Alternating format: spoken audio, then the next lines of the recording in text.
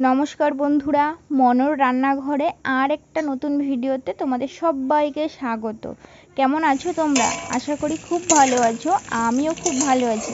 আজকে আমি তোমাদের অল্প টাইমে চটজলদি মাত্র 20 মিনিটে কীভাবে এরকম লাল লাল ঝাল ঝাল চিকেন রান্না করবে কম মশলায়, সেটাই শেয়ার করব।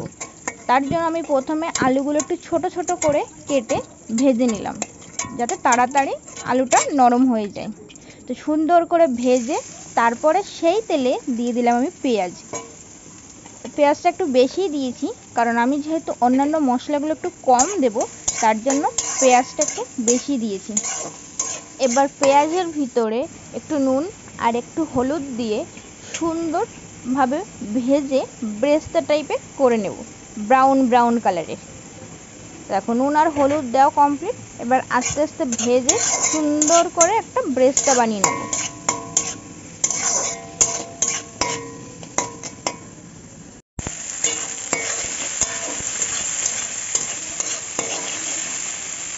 দেখো, এরকমভাবে কালারটা যখন হয়ে যাবে, তখন আমি চিকেনটা দিয়ে দেবো।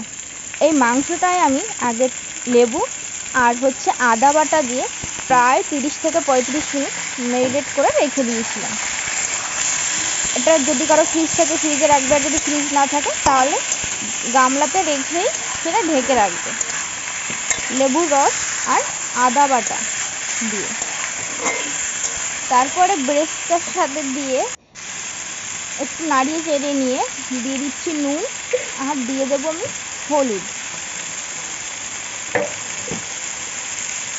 তারপর আবার নেড়ে চেড়ে সুন্দর করে একটু করে ঢাকা দিয়ে দিয়ে কষিয়ে নেব।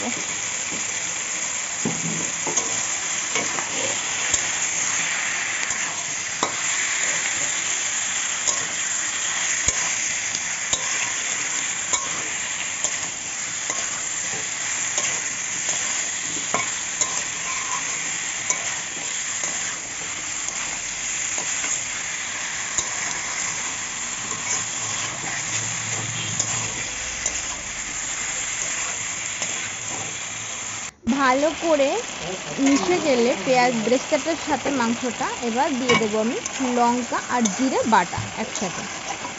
দেখো, একটু অনেকক্ষণ ধরে নাড়াচাড়া করার পরে ঢেকে ঢেকে দিলে একটু জল গলেছে, ঠিক আছে? তো আমি আবার লঙ্কা আর জিরে বাটাটা দিয়ে সুন্দর করে আর একটু নাড়িয়ে নেব। এখানে মশলাটা যত লঙ্কা ব্রেস্তা বা মাংসের সাথে ভালো করে যতটা মেশানো যাবে, ততটা কিন্তু মাংসের স্বাদ হবে। আর আমি কিন্তু কষানোতেই রান্না করে ফেলবো। এবার আমি দিয়ে দিলাম যে জলটুকু ছিল লঙ্কা বাটার যে বাটিটা, ওটা আমি ধুয়ে দিয়ে দিয়েছিলাম, কিন্তু সেটা আর ক্যামেরায় তুলতে পারিনি। আর মাঝে কিন্তু আমি একটু রসুন বাটাও দিয়ে দিয়েছিলাম, সেটাও আমি তুলতে পারিনি। তো দেখো, এবার আবারও 10 মিনিটের জন্য ঢেকে দেব সেই ভাজা আলুটা দিয়ে।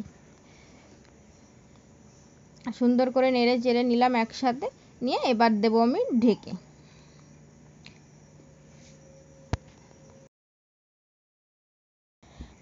দশ মিনিট বাদে আমি ঢাকনাটা তুলে আবারও একটু নেড়ে চেড়ে নিচ্ছি, যাতে নিচে লেগে না যায়। আর এই সময়ে কড়ার আঁচটা রাখবো, গ্যাসের আঁচটা রাখবো মিডিয়াম, একদম কমও না আর একদম বেশিও না। আর এইভাবে ঘন ঘন একটু নাড়াচাড়া দেবো, আর 2 মিনিট 5 মিনিট পর পর এইভাবে তুলে একটু দেখে নেব। আমার কাছে মনে হলো একটু লঙ্কা কম আছে, তার জন্য 2-4টে কাঁচা লঙ্কা চিড়ে দিয়েছিলাম। দেখো, আমার ঝোলটা কিন্তু টেনে গেছে এবং কষানোর প্রস্তুতি চলছে। এবার আমি আর ঢেকে দেবো না এবং নাড়ানো থামাবো না, যাতে লেগে যায়। দেখো, প্রায় আমার কষা মাংস কিন্তু রেডি। দেখেছো, তেল ঝরে ঝরে পড়ছে। ঠিক এরকম মশলা থেকে যখন তেলটা আলাদা হয়ে বেরিয়ে পড়বে, তখন বোঝা যাবে যে মাংসটা কষানো হয়ে গেছে পারফেক্ট। দেখো, দেখেছো, পুরো তেলটাই পড়ছে, কোনো মশলা পড়ছে না।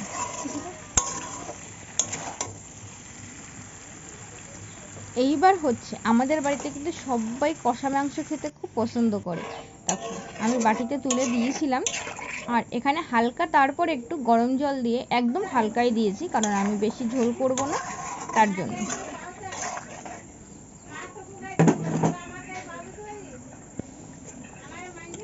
হয়ে গেল আমার মাংস রান্না মাত্র 20 মিনিটের।